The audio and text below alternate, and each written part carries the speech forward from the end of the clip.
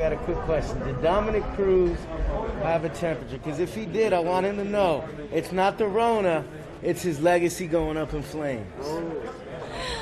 I'm like worried that they're gonna catch a booger and like push it back to my brain. So I'm like trying to make sure that like my nose is clear of any extra stuff. 大家好，老师从业中医男科30余年，帮助了数千名海内外华人朋友通过中药调理重回男性雄风。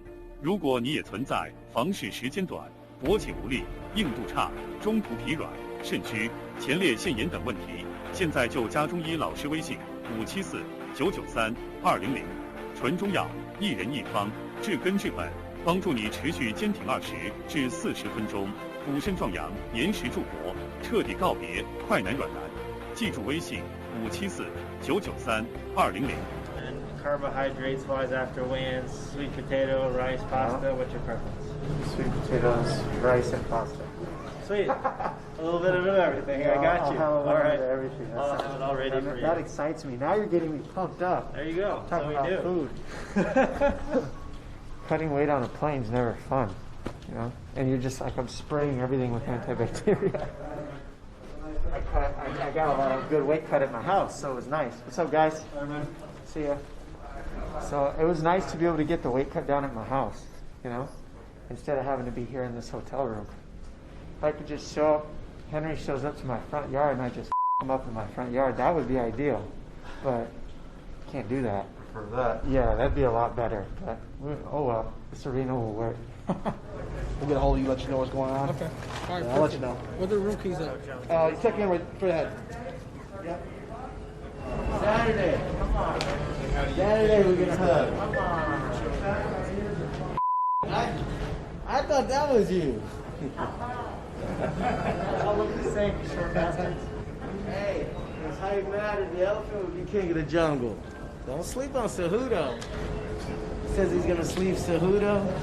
Woo, good thing his coach is a first responder. Could tell him to bring a N95 mask and an oxygen tank.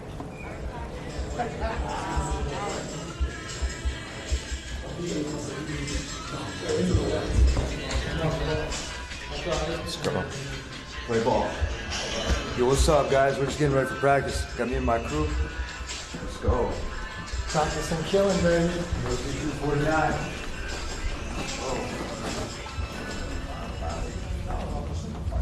Here we are, social distancing from everybody. We got the people necessary for UFC 249. My team's here. Crew. Let's go! We'll wait for Coach Eddie to get into the role, Coach. Into the role. Coach Eddie just literally just got here. Like a full team here, we got the full squad. You play chess?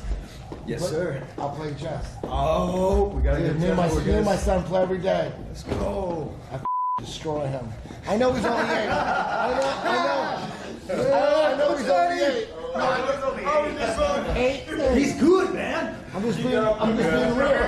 I'm just being real. We're here to take care of business, man.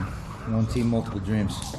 Love to hang out with you guys, but we gotta get real. UFC 249 coming at you harder than a Darce.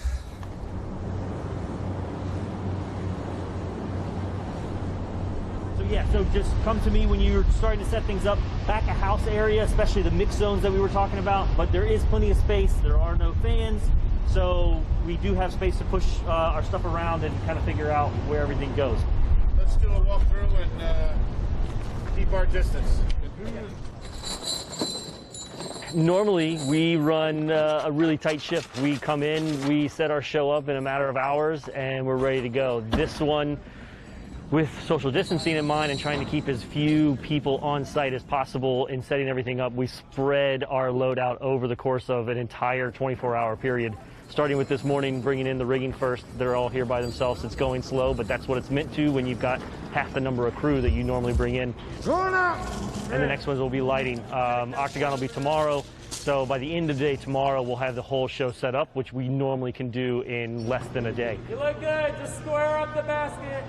This is huge for the sporting world, showing what we can do and how we can produce a show safely for both the crew, the athletes. You know, will only lead to more organizations being able to do the same thing. just being able to go through all these steps and get through this process that no one's done before. So we're laying the groundwork.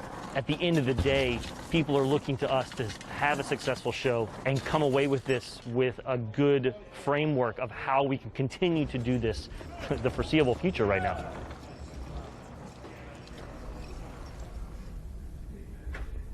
Thanks, buddy.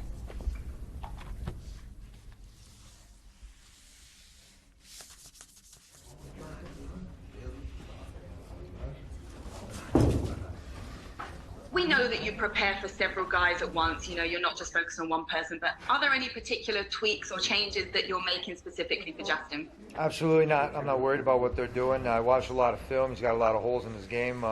He's a tough game opponent, man, but the guys that he fought, he got my leftovers, and he went over there and he finished them, but they were already broken. Anytime I ever fought an opponent, they just break mentally and physically and spiritually. They just can't handle inside that octagon. Gaethje's not going to be anything different from these guys. I'm not going to hold back. Punches, knees, kicks, and elbows. I'm bringing out the blades for this fight. Going against a guy like Tony Ferguson, are you concerned at all about the discipline will go out the window? Do you think that this will be an extra difficult challenge to stay disciplined in this one? I don't know. It's a puzzle, you know, and I'm excited to go out there and use my skill set that I have been working on my whole life to try and figure out this puzzle. And he has to not get hit. The winner of your fight on Saturday will likely get a title shot next. Does that add any extra motivation for what you're trying to do on Saturday? To be honest, I don't worry about that anymore. What I'm focused on is this fight on Saturday. What next? I don't know. Have a good day. You too. How do you deal with, Francis being a counter fighter, being careful about attacking him? Because he has shown that tendency before to where he will sit back a little bit. First things first, let me put it as this. I'm here because I want to be a champion. And after that, I want to stay champion. So this Saturday, go in the octagon, knock Francis out, and then walk away and get my hands raised up to another one. When'd you get in here? We got in yesterday. Spring RV? Yeah, it's part right outside. Nice. So you get to run this one back again. Tell us how excited are you for this fight and the fact you got the win the first time.